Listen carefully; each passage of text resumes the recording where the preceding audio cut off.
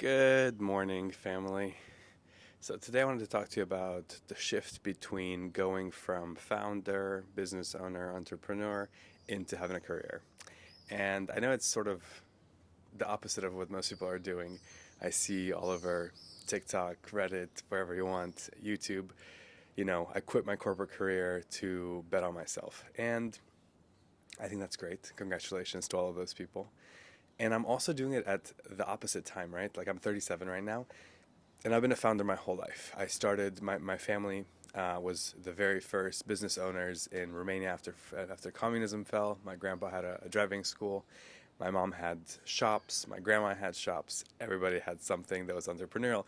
I remember back in the day, we'd come home um, late at night with bags of cash. This is like pre cards and like debit and credit cards, and dumped the money on the table, and we'd count the money. I thought it was the coolest thing ever. So I always wanted to be an entrepreneur.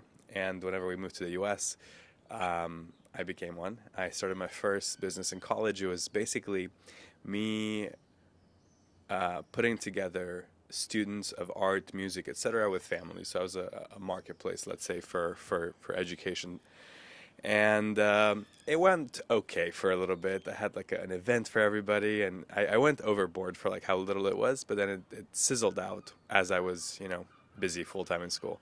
But after college, I went all in, started a weightless training center, so a gym without weights.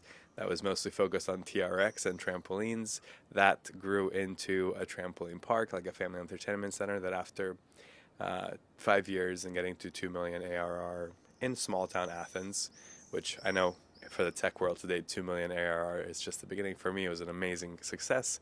I was able to sell it right before COVID. And in between, I also had a lot of trials and fails. Um, I had a flower delivery service. I started the delivery service for luxury goods. I had a tech fashion brand, which actually still exists. My co founder took over and is doing an amazing job. It's called O Studio.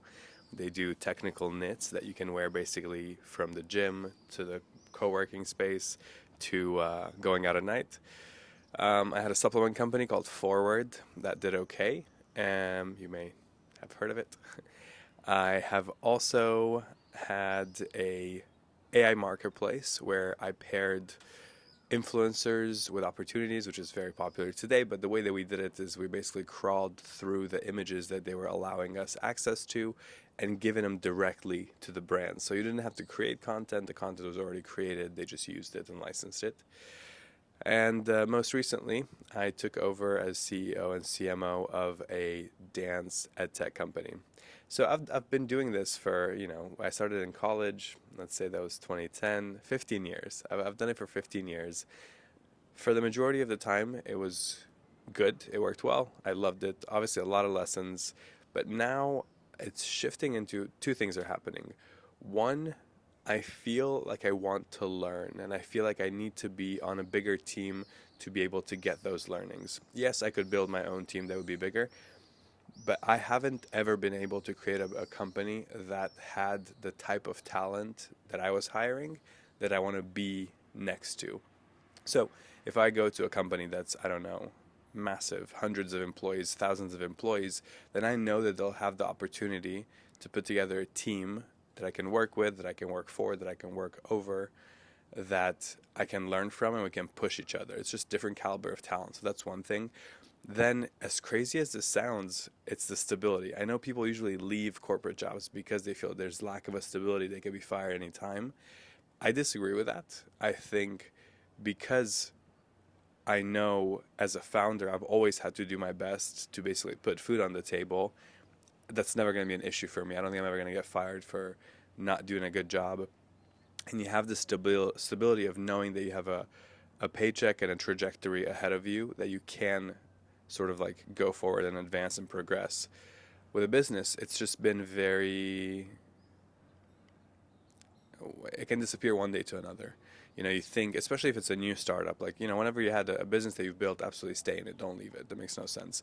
But if you've, had your exit, maybe you did poor investment choices like I did, and now you don't have a big pile of money that you're sitting on, I think getting a job is a good place to grow, meet new people, elevate all of these skills, the skill sets that you've built over the years, and be able to apply them on a larger scale, make a difference. And then if I ever want to go back to being a founder, I go back with a new skill set.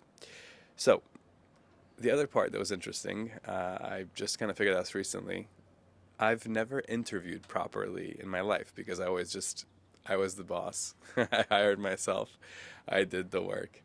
And I'm going through interview processes right now, and I'm in three different interview processes, pretty far along. And I'm excited to, by the way, to share where I end up going with. I have one top choice, but we'll see.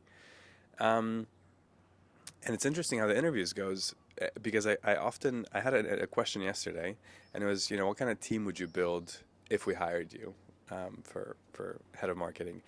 And part of me, the entrepreneurial part of me, thinks, fuck, I can do everything myself. Like, I'm used to doing content end to end. I'm used to doing like data sifting and analytics. I'm used to doing customer interviews.